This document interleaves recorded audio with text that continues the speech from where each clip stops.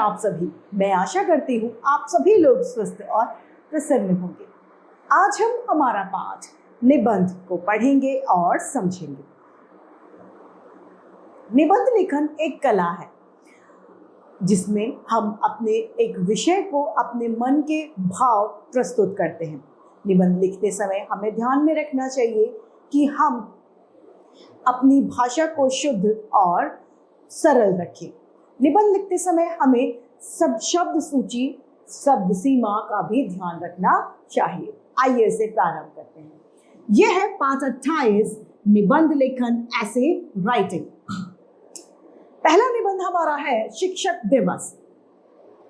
शिक्षक अथवा अध्यापक वह व्यक्ति होता है जो दूसरों को पढ़ा लिखा कर शिक्षा देने का काम करता है। भारत देश सदैव से गुरु व शिष्यों का देश रहा है।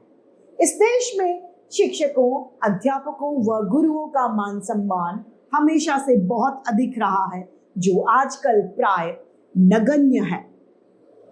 आजकल भारत में भी संचार के अन्य देशों के समान शिक्षा का लेना देना एक प्रकार का व्यवसाय बनकर रह गया है। यह स्थिति सराहनीय तो नहीं है। शिक्षक के महत्व को समझा जाए। शिक्षक भी शिक्षा देने को व्यवसाय न मानकर उसे एक पवित्र कार्य या फिर अपना कर्तव्य समझे। शिक्षक का खोया सम्मान उसे फिर से प्राप्त हो जाए या उसे यह सम्मान दिलाया जा सके, यही भावना रही है शिक्षक दिवस को मनाने के पीछे। शिक्षक दिवस मनाने का संबंध जोड़ा गया देश के राष्ट्रपति रहे महामहिम सर्वपल्ली डॉक्टर राधाकृष्ण के जन्म दिवस के साथ में, अर्थात तभी से यह दिवस हर एक वर्ष या प्रति वर्ष 5 सितंबर को मनाया जाने लगा। इसके पीछे कारण था कि उनका आदर्श अध्यापक, वे अपने जीवन में एक कुशल शिक्षक भी रहे थे। शिक्षक दिवस के दिन सभी विद्यालयों में सभाएं व गोष्ठियां होती हैं। बच्चों को अध्यापक के मान सम्मान से संबंधित प्रेरणाएं दी जाती हैं। कई विद्यालयों में तो इस दिन विद्यार्थियों को ही अध्यापन का कार्य सौंप दिया जाता है।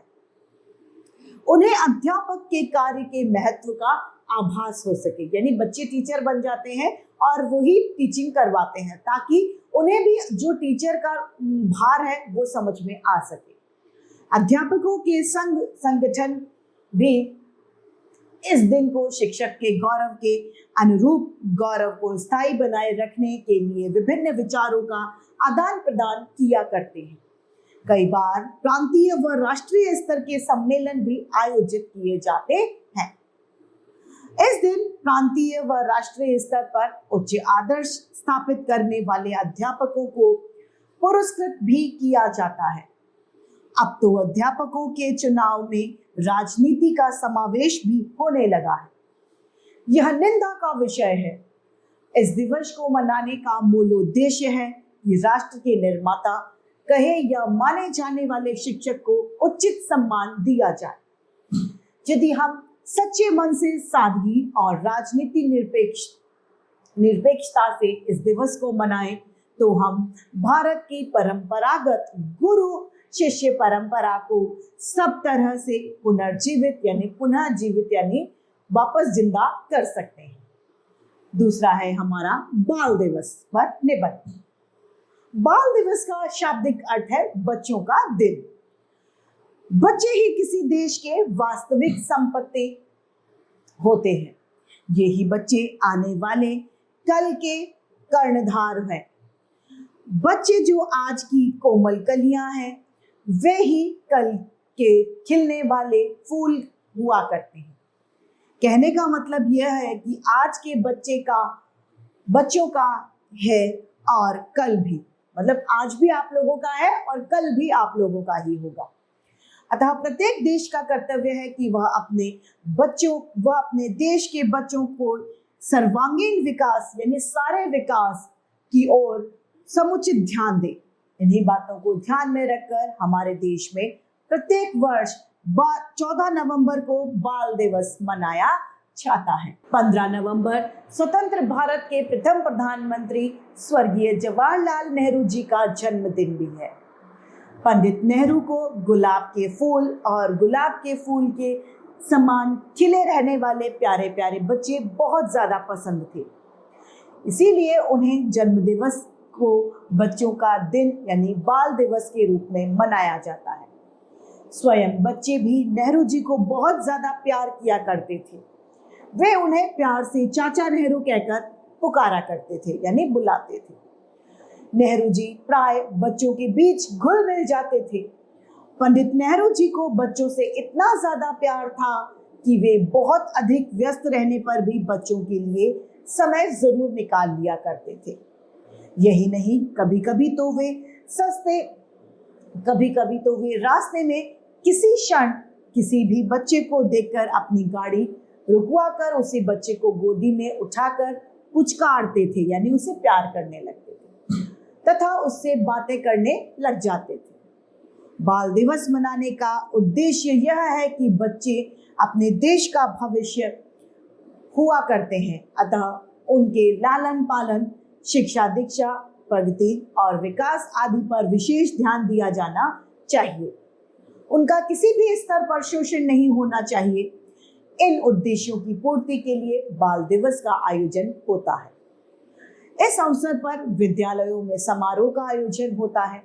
इस अवसर पर बच्चों द्वारा कविता, गीत, नाटक, भाषण आदि के कार्यक्रम किए जाते हैं तथा कई विद्यालयों में क्रीड़ा प्रतियोगिताएं यानी खेलकूद प्रतियोगिताएं भी की जाती हैं।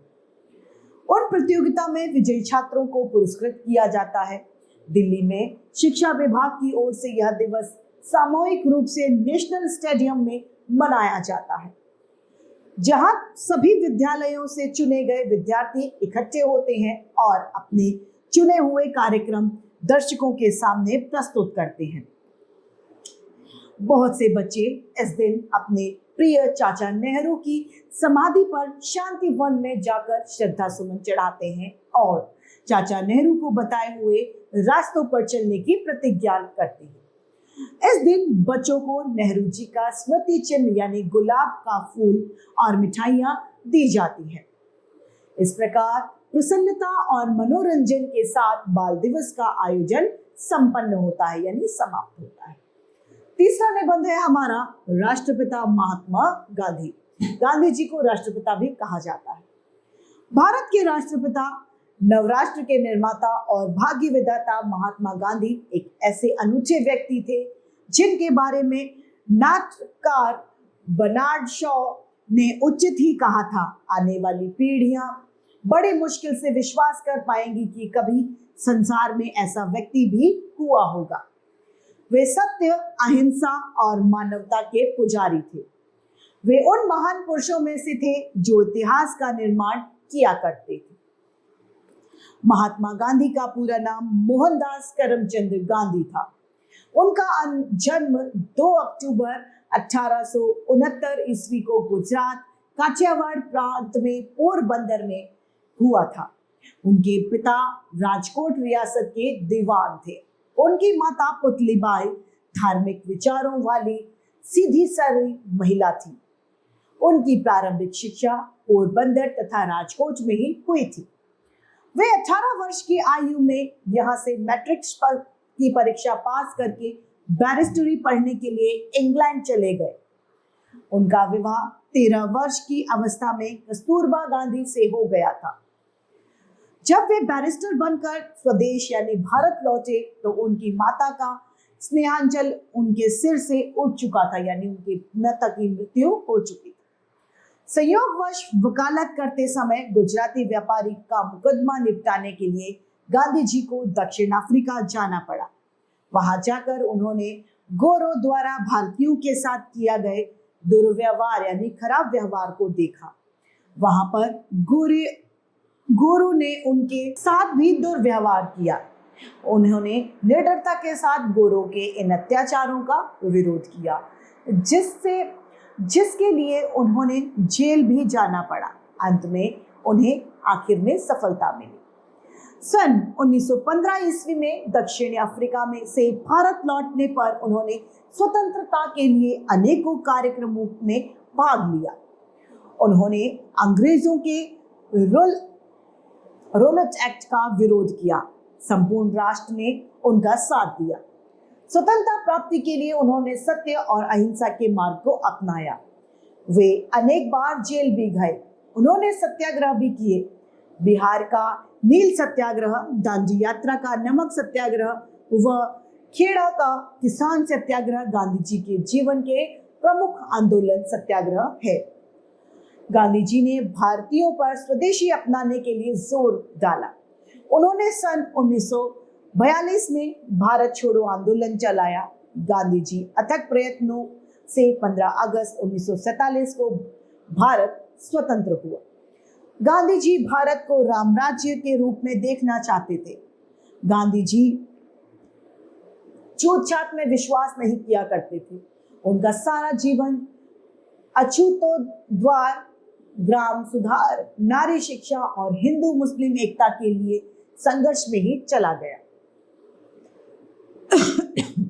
30 जनवरी सन 1948 को दिल्ली में एक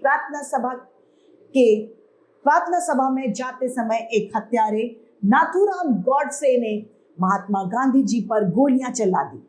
उन्होंने वहीं पर हे राम कहते हुए अपने प्राण त्याग दिए। गांधी जी मरकर भी अमर हैं। पाठ समाप्त होता है। आइए इसके अभ्यास कार्य को देखते हैं। सही विकल्प पर सही चिन्ह लगाएं। यह है पहला प्रश्न। क अच्छी तरह बंधी गद्य रचना क्या कहलाती है? कविता, दोहा, निबंध या छंद? निबंध। निबंध में पहला उपविषय होता है उपसंहार, प्रस्तावना, ये दोनों या इनमें से कोई नहीं। निबंध का अंतिम उपविषय होता है उपसंहार, प्रस्तावना, ये दोनों या इनमें से कोई नहीं। दूसरा, निम्नलिखित प्रश्नों के उत्तर दीजिए। क निबंध लेखन किसे कहते हैं? अच्छी तरह से लिखे गए अपने मन के विचारों को जो कि क्रमबद्ध रूप से लिखे जाते हैं वे निबंध कहलाते हैं। निबंध लिखते समय क्या सावधानी रखनी चाहिए? निबंध लिखते समय हमें यह ध्यान में रखना चाहिए कि हम निबंध को अच्छी राइटिंग यानी अच्छी लेखन में लिखें। निबंध लिखते समय कम से कम त्रुटियों का, अशुद्धियों का ध्यान रखिए, कम से कम त्रुटि करें। निबंध लिखते समय किसी भी बात को बार बार न दोहराएं। निबंध लिखते समय हमें उसकी शब्द सीमा का भी ध्यान रखना चाहिए। यहाँ पर लिखा है प्रश्न ग है हमारा, यहाँ पर कुछ विषय दिए हैं, इन पे हमें निबंध लिखना है। इसी के साथ हमारा ये पाठ निबंध लेखन समाप्त होता है। मैं आशा करती हूँ सभी को यह पाठ भलीभांति रूप से समझ में आया होगा। आज के लिए इतना ही, फिर मिलते हैं। धन्यवाद।